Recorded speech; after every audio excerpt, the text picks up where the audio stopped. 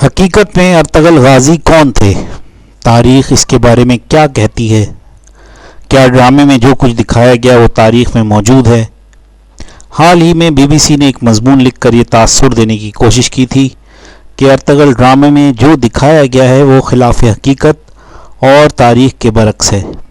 کئی یورپین اور امریکی دانشوروں نے بھی اس ڈرامے پر سوال اٹھایا ہے اور کہا ہے کہ ارطغرل ایک گمنام شخص ہے جسے ترکی کے صدر رجب طیب اردگان نے زبردستی ہیرو بنا کر پیش کر دیا ہے۔ لیکن آج ہم یہاں یہ سچائی جانیں گے کہ کیا واقعی ارطغرل حقیقی کردار تھا یا پھر ایک گمنام شخص جسے ہیرو بنا کر پیش کیا گیا۔ ارطغرل کے حوالے سے تاریخ میں زیادہ تذکرہ نہیں ملتا، تاہم جو تذکرہ ہے اس سے ڈرامے کے اکثر کرداروں میں یکسانیت پائی جاتی ہے۔ تاریخ پڑھنے اور ڈرامہ دیکھنے کے بعد آپ یقینی طور پر یہی کہیں گے کہ ڈرامے میں جو کچھ دکھایا گیا ہے وہ حقیقت پر مبنی ہے اور اس وقت کے یہی حالات تھے جیسا ڈرامے میں بتایا گیا ہے۔ ارطغرل ترک زبان کا لفظ ہے، یہ دو لفظوں ار اور تغل سے مل کر بنا ہے۔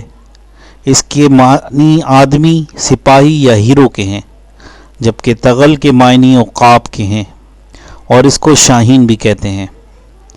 ارطغرل کی ولادت 1190 میں ہوئی اور وفات 1280 کے قریب یعنی 90 سال کی عمر میں۔ ارطغرل غازی ایک بہادر، نڈر، بے خوف، عقل مند، دلیر، ایماندار اور باروب سپاہی تھے۔ وہ ساری عمر سلجوقی سلطنت کے وفادار رہے۔ اسی حوالے سے مولانا اکبر شاہ نجیب آبادی نے اپنی کتاب تاریخ اسلام میں لکھا ہے کہ ارطغرل اپنے 400 جنگجوؤں کے ساتھ اناطولیہ جا رہے تھے۔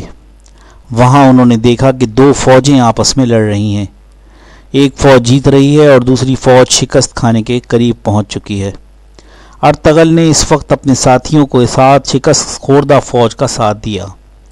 ارطغرل نے شکست خوردہ فوج کے ساتھ محض اپنی فطرت کی وجہ سے دیا کہ وہ کمزوروں اور مظلوموں کا ساتھ دینا فرض سمجھتا تھا۔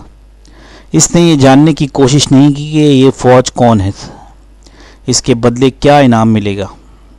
ارطغرل کے حملے کے بعد جیتی ہوئی فوج شکست سے دوچار ہو گئی اور جو فوج ہار رہی تھی وہ جیت گئی۔ اس طرح جنگ کا پاسا بدل گیا۔ ارطغرل نے جس فوج کا ساتھ دیا تھا وہ سلجوق سلطنت کی فوج تھی اور سامنے منگولوں کی فوج تھی۔ بعض مورخین نے صلیبی فوج بھی لکھا ہے۔ بہرحال سلجوق سلطان علاء الدین نے ارطغرل کی اس بہادری سے خوش ہو کر انہیں سوغوت کا علاقہ جاگیر کے طور پر دے دیا اور اپنا سردار اعلیٰ بھی منتخب کیا۔ مشہور مورخ کیرولائن فنکل لکھتی ہیں کہ جس اناطولیہ میں ترک قبائل پہنچے تھے وہاں بہت عرصے سے کئی نسلوں اور مذاہب کے لوگ آباد تھے، جن میں یہودی، آرمینیائی، کرد، یونانی اور عرب شامل تھے۔ اس علاقے کے مغرب میں ماضی کے مقابلے میں بہت کمزور بازنیتی سلطنت تھی، جس کا اختیار اچھے دنوں میں اناطولیہ سے ہوتا ہوا شام تک تھا، اور مشرق میں سلجوق جو اپنے آپ کو رومی سلجوقی کہتے تھے۔ 13ویں صدی کے وسط میں منگولوں کے ہاتھوں شکست نے سلجوقیوں کو کمزور کر دیا اور وہ منگولوں کو نذرانے دینے پر مجبور ہو گئے تھے۔ ماضی کی دو طاقتور حکومتوں کے اختیارات ان کی سرحدوں کے درمیان واقع غیر یقینی صورتحال کے اس علاقے میں نہ ہونے کے برابر تھا۔ لیکن یہ صرف جنگجوؤں کی آماج گاہ نہیں تھی۔ مہم جوئی کرنے والوں کے علاوہ یہاں وہ لوگ بھی تھے جن کے پاس جانے کے لیے اور جگہ نہیں تھی۔ معتبر تاریخی حوالوں سے یہ بھی معلوم ہوتا ہے کہ ارطغرل کا تعلق ترک قبائل کی شاخ کائی قبیلے سے تھا۔ ان کا خاندان بیگ سردار کہلاتا تھا۔ یہ قبیلہ عقیدتاً اہل سنت والجماعت سے منسلک اور مسلکاً حنفی تھا۔ تاریخ کی کتابوں میں ارطغرل کی زندگی کے احوال اور ان کی سرگرمیوں سے متعلق زیادہ معلومات نہیں ملتی، البتہ ان کے بیٹے عثمان اول کے ڈھالے ہوئے سکوں سے تاریخی طور پر اس کے وجود کی تصدیق ہو جاتی ہے۔ ان سکوں میں عثمان اول نے اپنے والد کا نام ارطغرل ضرب کروایا تھا۔ 7 صفحات پر ایک قدیم دستاویز بھی ترکی میں موجود ہے جس میں ارطغرل غازی کی منگولوں اور صلیبیوں کے ساتھ اور اس کی جد و جہد کا تذکرہ بھی موجود ہے۔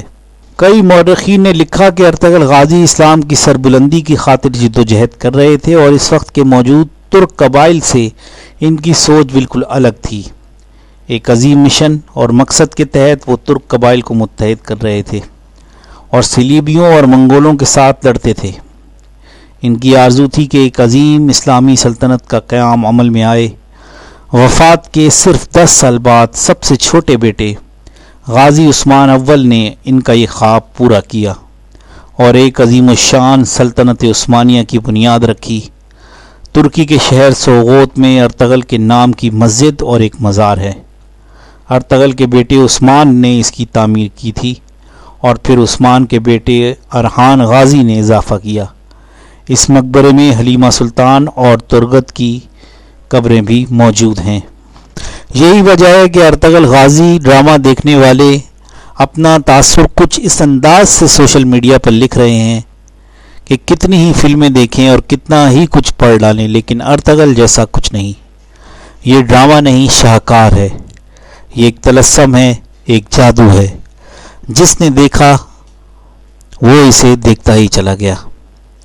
اور یہاں یہ بات کہنا بالکل درست ہوگا کہ BBC نے ایک من گھڑت کہانی ارطغرل غازی کے خلاف گڑی اور اس کو پوری دنیا میں پھیلانے کا سبب بھی BBC ہی بنا، لیکن اپنی کوشش میں کامیاب نہیں ہو سکا۔